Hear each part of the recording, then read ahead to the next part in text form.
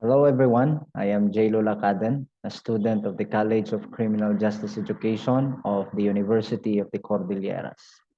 Today, I will be presenting my study entitled Policing the Mentally Ill, Lessons from the Experiences of La Trinidad Police. The percentage of the global population that suffers from mental illnesses and impairments is relatively significant.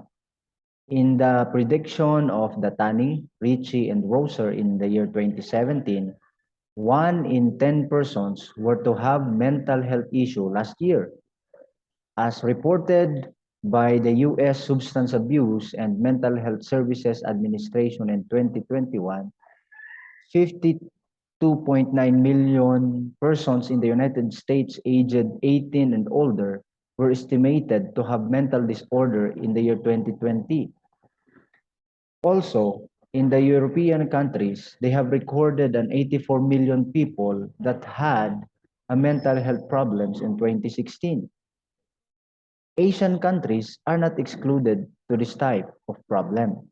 According to Boddicker, a growing proportion of adults are having diagnosable mental disorder at some point in the year, and prevalence rates have similarly climbed.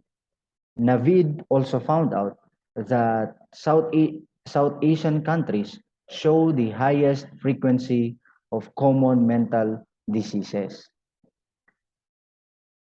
In the study of Martinez, Philippines has the third highest prevalence of mental diseases in the Western Pacific, wherein, as reported by the Department of Health, 3.6 million people have at least one type of mental, neurological, or substance use illness.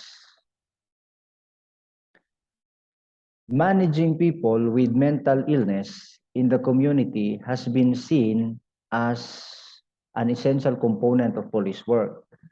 In responding to called for services, they occasionally encounter instances wherein people with incapacitating mental illness are involved.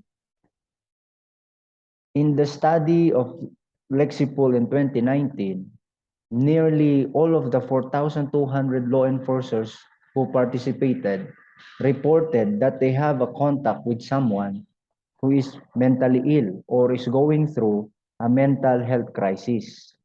And Livingstone found out also that 1 in 4 people with mental problems have been arrested by police in the past. The Philippine National Police also encounters the same problem. In the recent years, they were faced with condemnations for handling the situations poorly.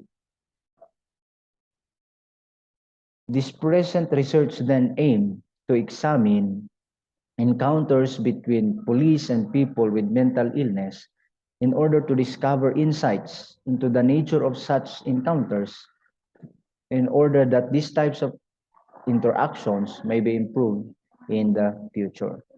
Specifically, this study looked into the lived experiences of police officers who encountered incidents involving mentally ill, and at the same time, the study also looked into the strategies or approaches used by these responding police officers to cope with that type of incident.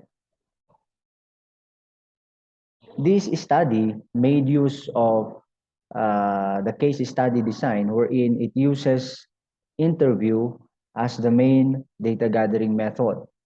Data of the study were extracted from the information provided by 7 responding police officers to 3 separate incidents involving a mentally ill person that transpired within the municipality of La Trinidad, Benguet. The following are the results from the interviews. The interviews focused on answering the experiences of police officers in responding to incidents involving the mentally ill, as well as to look into the employed strategies and techniques that yielded into a positive or good result. In understanding the experiences of police officers responding to incident involving with mental illness, the following themes emerge. First, injuries are likely to occur. Second, it, police officers felt that it seems to be out of their ordinary function. And lastly, it is a very taxing situation. For the first theme, which is occurrence of injuries, the respondents stated that they suffered injuries as a result of calming the mentally ill person. The three responding cops asserted that they had been hurt due to violent resistance by the person. Due to the high cost of therapy and lack of facilities for those with mental illnesses, they are frequently left alone on the streets, on public places. As a result, the police are forced to intervene in what is deemed to be a dangerous scenario for them. The police may hurt, imprison, or even kill those persons, or vice versa. If the person is combative and violent, injuries are more likely to occur because the police uses force to subdue them. And police officers also, if they are unprepared, the confrontations can swiftly escalate, putting everyone, both the police as well as the uh, mentally ill person, to risk. Another is that responding police officers felt as if responding to incidents like this is out of their ordinary function. The informants all perceive that the incident is unique when compared to the incidents they have been responding. According to them, one of the causes is the difficulty in appeasing or demanding compliance from the person. When police confront them, they act differently than someone without mental illness. They are noticeably to be disrespectful and resistance to them, to the police officers. Another factor is that the lack of specialized training and clear procedures contributes to this. The complexity of contacts with those who have mental illnesses alters how both of them, both the police and the mentally ill person, interact, especially if the police are untrained. The police have three choices, either to take that individual to mental hospital, to arrest the person, or to negotiate for a peaceful resolution, in which most of the time they tend to negotiate for a peaceful resolution. However, they felt that as if they are straight corner psychiatrists making these determinations and decisions to diffuse situations on their own, and even if they feel unqualified to do so. And lastly, the feeling of difficulty or the situation is very taxing on their part. According to them, handling situations involving those aggressive and resistive mentally ill person is very challenging. They have to make decisions under pressure, and the stress to having to find the right solutions right away makes worse for the police. People with mental illness are frequently resistive, and responding camps had to remain composed and patient in order to get submission. As a result, they experience stress and discontent. The intensity and kind of mental illness vary. As a result, there is no one method that can be used to effectively police the mentally sick. However, it is frequently expected of police who come into contact with the mentally ill to manage the situation skillfully, which resulting to irritation on their part, on the police, at their incapacity to handle such cases. And they find it to be even harder to handle when there is a suicide threat to those incidents that they have responded.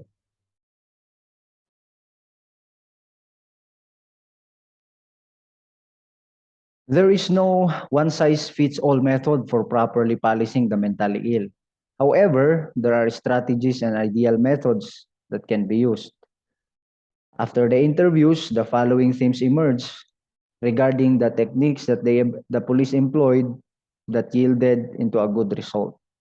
First, staying patient and composed. Second, being attentive to the needs of the mentally ill. And lastly, involvement of family and social workers.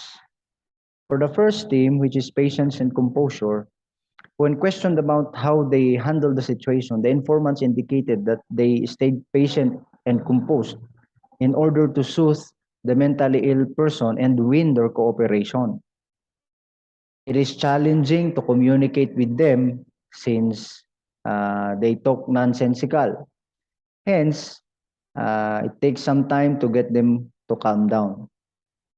The police approach the mentally ill person in a calm and reassuring manner because if they called using a loud voice or approach in an aggressive manner, the person becomes more resistive.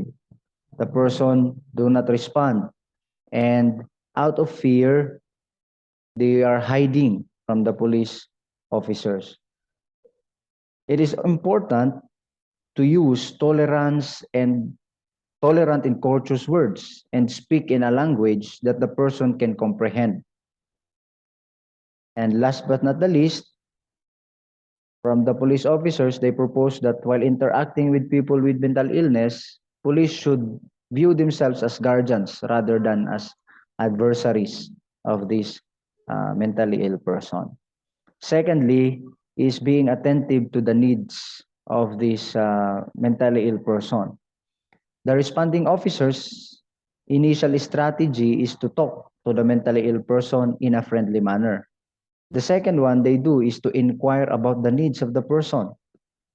In their experience, most of those mentally ill person is they need food. Hence, to start a conversation, the responding police officers gives food and water to these individuals. If they are hungry, they feed them to calm them down.